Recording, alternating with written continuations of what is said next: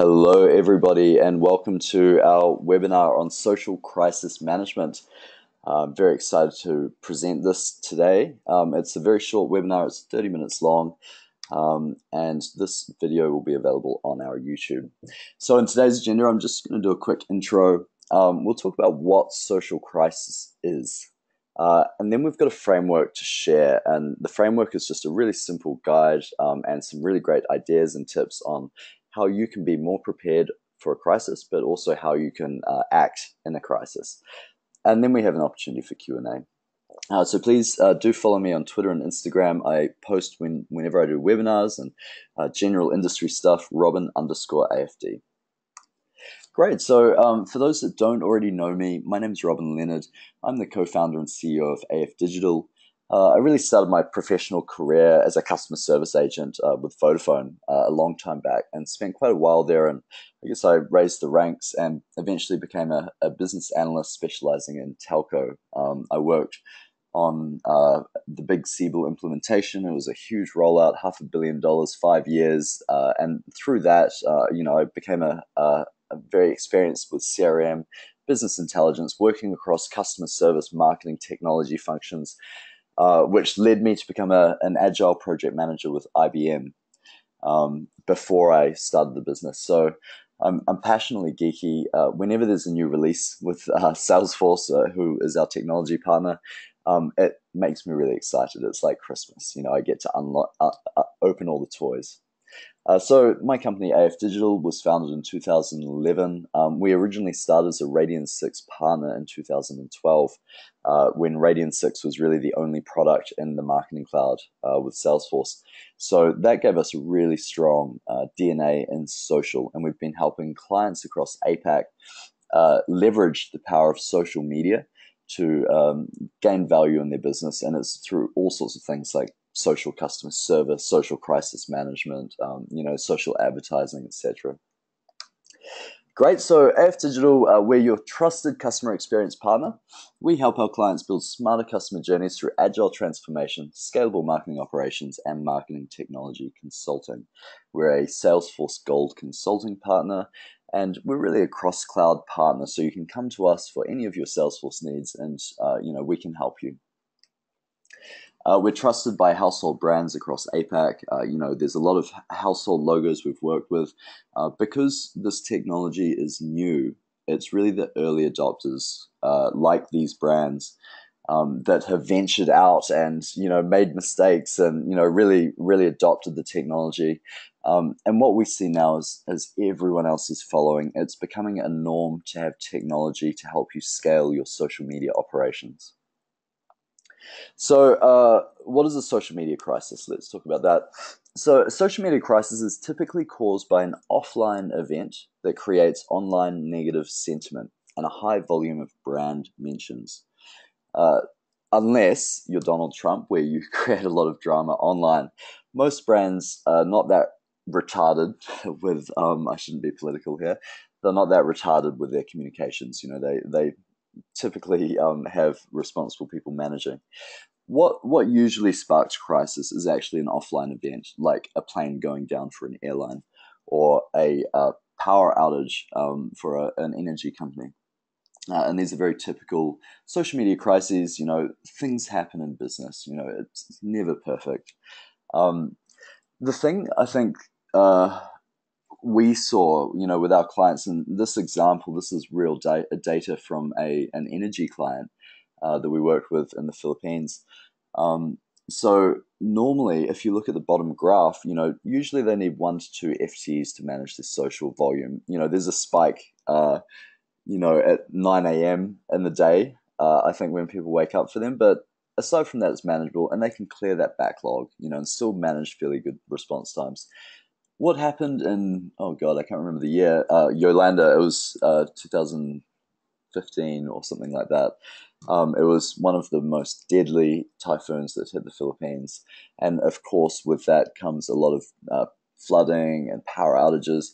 This is a very common thing for this energy company to deal with. They've always had this every year, there's typhoons and outages. But in this case, it was particularly bad. 10,000 people unfortunately lost their lives. And power was cut everywhere, and people were just, in chaos. So when we looked at the volumes of that, their 2 FTEs, it just didn't cut it. They had massive, massive spikes every day. It went on for 7 whole days, this kind of volume, and it just kept growing. It was a huge volume. And, the problem with that kind of volume is that, there's real customers as well that need help in the middle of that. Sometimes it's just a lot of chatter. You can't respond to everything, but you've got to find the post that you've got to reply to. The other reason why this is also important is there has been a direct correlation found between sentiment and sales. McKinsey found this ages ago. They published a study on it. This was like back in 2013. And since then, there's been a lot of evidence contributing to this. I think it just goes without saying, right? If people don't like you and they're talking about you negatively online, other people that hear that are going to buy less of your product. Here's a really great case study. 3 case studies: Nestle, Dominos, and United. All of them had a bit of a social media crisis. Since we've only got 30 minutes, I won't go into the details, but they all kind of had a bit of a blunder. And they all saw a dramatic drop in the average sentiment. The way they measured it, they had an average. But what was really interesting, and this is the key takeaway from this whole study, was that Domino's and United, they both apologized publicly very quickly after the incident. Whereas Nestle, the one in the red in this graph, you can see that they actually censored it, or they tried to censor it, and it just took a long time for them to recover from that. So they had another 2 weeks here. So going back to the McKinsey study, let's assume that you could attribute a loss of revenue for that poor response. So it's just worth thinking about. There's a tangible result to every action, right? Going into the social crisis framework. So this is a framework that we developed with clients. And it's just a simple way of structuring the preparation, because a lot of people overcomplicate this stuff. So it's 4 simple steps: prepare, monitor, mitigate, and review. And you can see it's a cycle. So we're really applying an agile framework to this, and saying, how can we continuously get better at managing crisis on social? So let's start with prepare. We're going to talk about things like crisis playbooks, dark sites, which is a website, crisis teams, command centers, and content templates. So with the crisis playbook, I'm sure most people have an understanding what a playbook is. It's really an operating procedure for how you operate your social channels. The reason is that the best people to operate these channels are 23-year-olds, and you just have to give them structure and guidance and governance, especially if you're a brand with a reputation to manage, which is all brands. So the crisis playbook, this will be available as a reference. I won't go through everything, but it's really just your how-to guide for everything. If you have a business continuity plan, this should actually be within that, or a reference to that. Business continuity planning is something that people have done for a long time. I just feel like social media hasn't caught up with the BCP guys yet. But this is also brand driven as well, as opposed to kind of risk driven, although it should be risk driven. So another really great idea is to set up a dark crisis site, or a dark site. This can be a standalone microsite that you direct people to when there's some bad press. And it's really a place for you to keep all relevant information on the crisis, so that you deflect calls from your contact center, you can easily respond to social media inquiries with a link. You can have a template for that kind of stuff, as long as you keep it a human. In this example, Malaysia Airlines, with their tragic accident, they put up a crisis site because there were so many stakeholders involved in that really needed up-to-date information.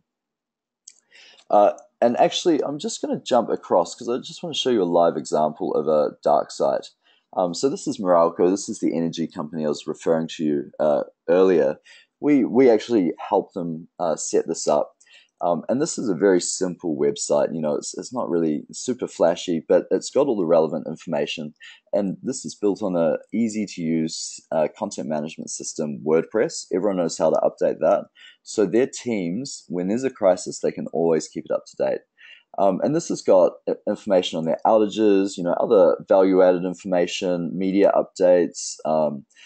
Each outage has its own landing page that you can share a link to. So if anyone asks, it's like, oh, yeah, we've already got that here. So that's just a one example. And for those guys, they built that simple WordPress site on an AWS, cloud infrastructure, so they can handle millions of hits when that crisis happens. So it's really about forward thinking. What will happen in that case? So another really great idea in the preparation phase is to train and certify a volunteer firefighter crisis team. The reason I say volunteer firefighters is in a small town, you can't afford to pay, it would be too expensive to pay a bunch of firefighters to sit around when there's like 3 fires a year, maybe 1 fire a year. So it's just a very normal strategy is you just keep people trained and certified that are willing to volunteer. And you do this with on-site and remote. So you probably want a bunch of your staff that's in the office that maybe don't have social media in their day-to-day role, but they know how to do it and you trust them. And then you may also have remote locations, other people outside your business that can also support you. Train your general staff. So obviously, if you've got a large working force, you want to enable them to help you as well.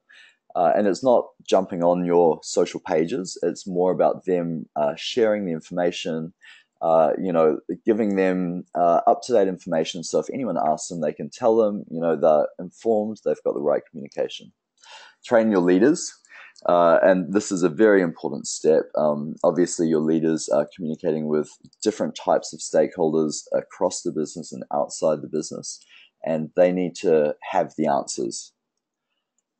Certify staff regularly. So going back to the firefighters, it's not enough to just show them what to do or run them through it. You really have to train them and then verify that they are competent to do this job, because it is a very important job.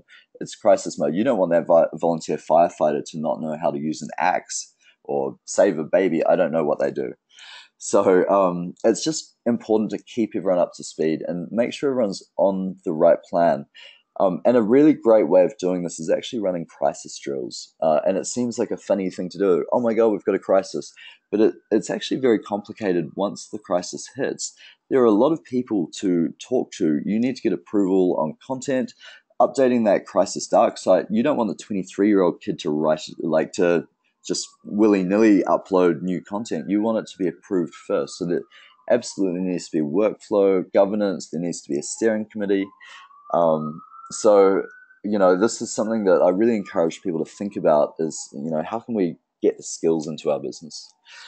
Another really important aspect is just have a space, have a command center set up. And this is a place for people to go to. There should be live dashboards that visualize what's going on in social media right now. You don't want to have to wait for a reporting analyst to create a report, because they'll be like, oh man, it takes me a day to create a report.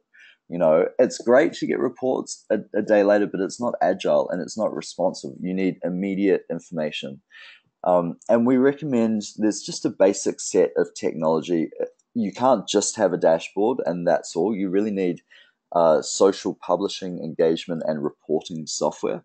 So something that can kind of do everything on social.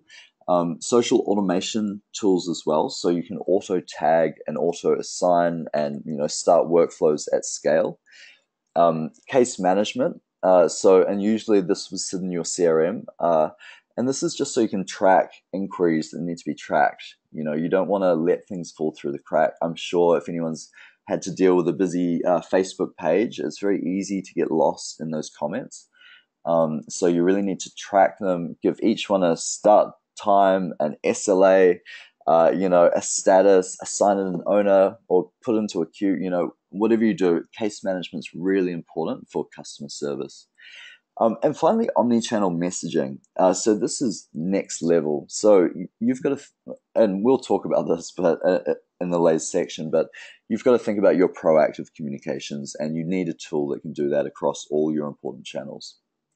And then hardware, of course, we just recommend getting desks, laptops, having dual screens. Invest in this stuff. It shows a real commitment to social in your organization. It shows leadership. It shows the business that you do really care about this channel. Because we really care about the phone. Why don't we care about this so much?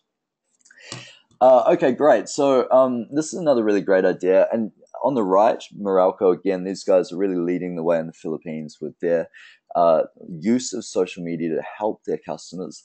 What they've done is set up templates, like visual templates that they can easily update with crisis notifications and share on social. So, this is a really great idea, especially if they're regularly having to put these out. Initially there was hesitation to talk about outages because they felt like maybe it would look bad. But what they've found is that everyone appreciates this, and you get a lot of shares as well because people are like, oh, great, I've got the answer because I know my friend's got an outage right now. Or, oh, yeah, everyone wants to be in the know, and there's no emotion with it as well. This is a really great example on the left as well. This company, they've got just a very generic template they can just reuse. Storm alert, that's great. Every time there's a storm, they can do that. And then they put a link in here with the Storm Center up-to-date information which they maintain. So just think about what templates you need. And it's not just posts, think about video content as well, like opener and closer, video templates. Great. Okay, so prepare is by far the biggest step. So let's talk about monitoring for a crisis. I really recommend brands to start thinking about running social like a contact center. The ideal scenario is to actually have social in your existing contact center, so your agents become more omni-channel, and it's more about the customer and less about where they're contacting you from. But to do this, you've got to take staffing very seriously. You've got to think about, when do your customers need you? Like, how much support do I need to give them? And how many people does that really take? And it's an expensive thing to do. So in terms of monitoring, so there's a few steps I recommend. So obviously listen for crisis keywords that are relevant for your business. If there could be a crash, then listen for a crash. If there could be a terror threat, listen for a terror threat. Set a monitoring schedule. So this is, I always use the example of a toilet cleaner, that goes and signs and there's I checked it and there's no drama. So if you don't have an automated system set up for alerts and escalations, this is a really great way to have the confidence that someone's looking at it. Set thresholds.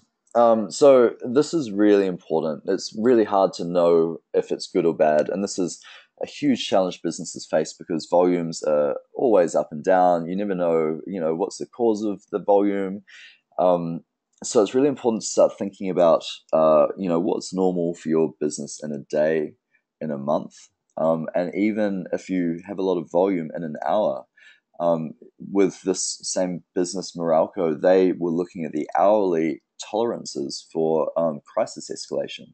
So they knew at 2 a.m. the threshold was 10 posts per hour, whereas at 2 p.m. it was 100 posts per hour, right? So at 2 a.m. if it got to 30 posts, if they were comparing that to the threshold at 2 p.m., obviously no alarm would be raised. So that's the thing, you've got to really think about those thresholds. Fortunately, there's technology out there, like Salesforce have an amazing social integrated solution with CRM and with automated notifications, thresholds, etc. Great, and finally, create an escalation matrix. And this is, this is really important, as you've got to understand when you're going to escalate and to who. You don't want to escalate a small spike to the CEO unless it's really going to turn into something. So it's really important to have a few levels here, but you don't want to overcomplicate it. You should have a steering committee, if you're a large company with lots of stakeholders. So yeah, just think about how that escalation is going to be triggered at what point. Like, what do you call red, amber, or green in your business? And so this is a good example. Well, it's my example, so it must be good. It gets so social reporting. You can actually build your own kind of risk scores. So understanding what your tolerances are, and if that's kind of like shaky. Sometimes, a lot of the time, this is also intuitive as well. So you've got social people that are looking at these posts every day. They're reading these posts, interacting with these people. They've got a really good understanding of this as well. So it's important not to just allow technology to give you this, but to make sure your team are kind of enabled to identify when there's a crisis. But you can build risk scores. You can, and this is a really great communication tool internally, to say, is this really important? Great. So set up automated alerts and tagging. And this is an example. This is Salesforce Social Studio on the left. But what you can do is you can adjust the sentiment, so you can kind of just make it accurate. When you're reporting to your business stakeholders, it's really important that you give them a clear picture, especially in time of crisis. If there's huge volume, what you can do is automate this with rules. So you can say based on keyword.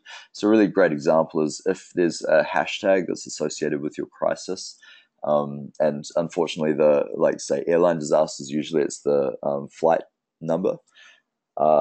So that's often, you would have to set that up and say, okay, let's just start tagging that. We know that's not good, and that will just automate everything. And you can also set up automated alerts to notify users if a threshold's been hit. But it's important not to rely on this either. So going back to what I said before about checking, like someone needs to be looking at it. Like a security guard monitors security cameras. That's really important. No one's going to open an email at 2 a.m. when that spike hits, Great. So that's monitoring. So going into mitigation, and just a step back to monitoring, there's efficient ways to do monitoring if you leverage technology. If you're a big business, you should treat it like it's security of your front desk with extreme care. All too often I see brands that are just like, oh, it's fine, we never get a crisis. But if you do, you really want people to be aware of it immediately, So I can't emphasize how important that is. So, okay, so let's say a crisis has hit and we need to mitigate it. So I'll talk about best practice CEO, mitigation steps, and then stakeholder comms. So what is best practice for CEOs in crisis? I think for me, Tony Fernandez sums it up. He really, really, really did an amazing job of responding publicly with humility, with compassion. He was very, very good with this terrible situation. And he made a great situation, a great outcome from it. I think all of us felt empathy for not only the victims, but also the brand that went through that, because it's not really their. Well, I don't actually know whose fault it was. I don't have the details, but I assume it's just an accident. So this is a really great idea. A lot of CEOs are not on Twitter because it's just a lot of people aren't on Twitter normally. Like there's some that are, but a lot aren't. CEOs need to start thinking about it like a public communication tool. It's a place where people will go to listen to you for updates, for people that care. It's a place where your staff will see you publicly, and they can easily share this quote. So really, really recommend all CEOs get into this. All senior leadership get into Twitter as well. Twitter is a public communication platform. Just because you don't like using it doesn't mean it's not there. Anyway, so I'm not here to sell Twitter. So let's just move into the 10 steps to awesome social crisis mitigation. So refer to the playbook. So you've written the playbook, just use it. Now is the time. You're ready. Hit the stop button. So turn off all your ads and publishing. Obviously, it depends on the kind of size of the crisis. So obviously, if it's like Meralco and they have a small power outage in a local area and they communicate proactively, there's no reason to stop advertising. Like they can just keep going. It's all good. If you've got a major tragedy, you don't want to be promoting your products. It's as simple as that. You want to just cut that. You want to take all flashy banners off your website. And that's kind of why they say it's a dark side, because you only want them to see that you're upset as well. Acknowledge the problem immediately. So even if you don't take blame, you still have to acknowledge that it's happened and that you're looking into it and you're doing your best to remedy it. It's as simple as that. And then remedy the problem ASAP. So if you can, do something about it. Like just take action. And if it's a bad employee, fire them. Whatever the rules are. Refund the customer ASAP. Like don't mess around with it. Just remedy it. And then respond back on the same platform. So that's the fastest way to kind of just make sure nothing gets picked up. No news agency is going to pick it up if you're like, oh, God, we're really sorry about this and we did our best to remedy it and, blah, blah, blah. It's less compelling. But if you respond back or you don't respond at all and then people jump on it, and then once a news agency picks it up, then it becomes a crisis because they have influence. So let's assume that it becomes a crisis. You tried remedying it, but it still was like, oh my God, this is out of control. A video response from a CEO is really impactful. So think what Tony Fernandez did. Go next level. Like respond like you would do a press release. You've got this communication channel where you can do very, very fast video content. Put it on your Insta story or your Facebook video thing. Get it out there. It's a really great way for you to just have that quick response. Often a CEO can just quash it, So I'd recommend being prepared to be able to do that within 4 hours. You don't always do that, obviously, but you just need to be ready in worst case scenario. Okay, 7, and this probably should be number 1, is just be genuinely sorry as a brand. Not, again, you don't have to take the blame. A lot of people don't say sorry because they feel like that's them taking the blame, but in reality, it's about empathy. So you're like, oh, I'm so sorry that this happened, and then you do your best to make sure that you are accountable for whatever was to blame on your side. That's how I deal with my mistakes, at least. You hold yourself accountable, and I think the public will appreciate that. And if you're seen to be doing that online and not in a black box, then they'll go with you and they'll be like, okay, we'll give them an opportunity. Potentially, obviously, it depends on the crisis. So update your dark website. So make sure the crisis is super up to date. You control the messaging if you are publishing the message first. Arm your employees with knowledge. And we've already spoken about this. And then send regular comms out to key influencers so they are informed. And I'll talk about this right now. So I think this is an area that people forget about, is the PR side of crisis management. So if I'm a PR practitioner, let's go back. I studied a little bit of PR in university, and it was all about managing stakeholders, right? You'd identify all of your business stakeholders and you'd categorize them, and you'd be like, which ones do I need to manage closely? Which ones do I need to keep informed? So none of that really changed, right? There's probably new theories out there, but social is just a communication tool. It's like the phone, except PR in the 90s, your PR person would pick up the phone and they would call the media agencies, they would call the politicians, they would rally people. Now we've got social, so we can do exactly the same thing. So what I recommend is to maintain email and phone lists of the key influencers and have them in your database with a tool, and this is what I mentioned before, this omni-channel communications tool, so that you can keep them up to date. And the thing is, if you are keeping that influencer up to date, then they are informed and they're talking about your story because it's the latest information. They're like, oh, update from from Meralco, great, I'll share that. So this is what I'm saying. This is next level. It's like, think about how you can use these tools and technology that you'd use to market to customers. how can you use them in a crisis to your advantage? So who would you do this to? Obviously, news, government agencies, politicians, your business customers, relevant bloggers and influencers. Just to have a think about your crisis marketing list. And so finally, we've got review. So this is really post-mortem, after the fact. And there's a lot of stuff that you have to do in this, or you should do, like make copies of all the content just in case it gets deleted. Look at your website traffic patterns, look for your search, look for your social media volumes. When did it happen? Where? How did it spread? There's a lot of science in a crisis, and it's a really interesting thing for a statistician or a data scientist to pick apart, all of the little things in there.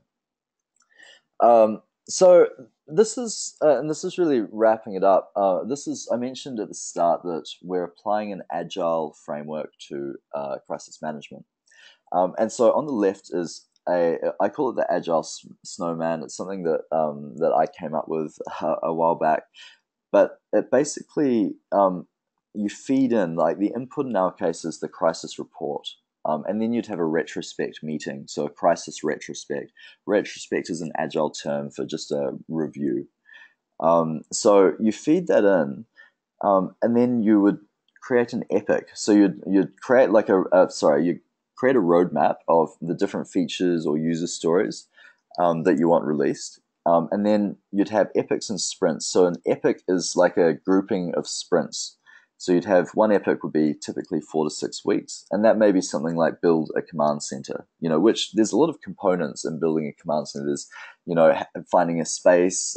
There's the hardware. There's setting up the software. There's the process that you need to operate it. And so that's where sprints come in. So one sprint would be, say, create a playbook, or another sprint would be configure the social media tools. So that would form that larger epic. So you go in these cycles and you're iteratively improving and adopting the technology and reviewing it every epic and every sprint. So every epic has a retrospect and every sprint does as well. But then we have to think about how this is operationalized in an agile fashion. And that's where we come to operate. So we look at it more like a quarterly cycle, the operate phase. And that's where you have people doing the work based on the projects that have been built by these epics. So these operations, and these guys are also in a cycle. So they go into the QBR process. So there's this roadmap and QBR that you're always updating every quarter. That's driving the epics and the sprints. It's always making sure that you're prioritizing. So you may do one epic and have a second one that you plan to do and be like, actually, no, we need epic C instead. So that's the thing, is think about how you can kind of focus on iteratively improving your crisis management. I mean, why not be agile about everything, right? Great. So that's really the social crisis framework. I hope there's some value in there for you. We're AF Digital. If you've got any kind of questions, or if you need any help, I'm happy to jump on the phone and give you some advice. We've had a lot of experience in the crisis area with social, so we can really walk through some great examples. Great. So any questions?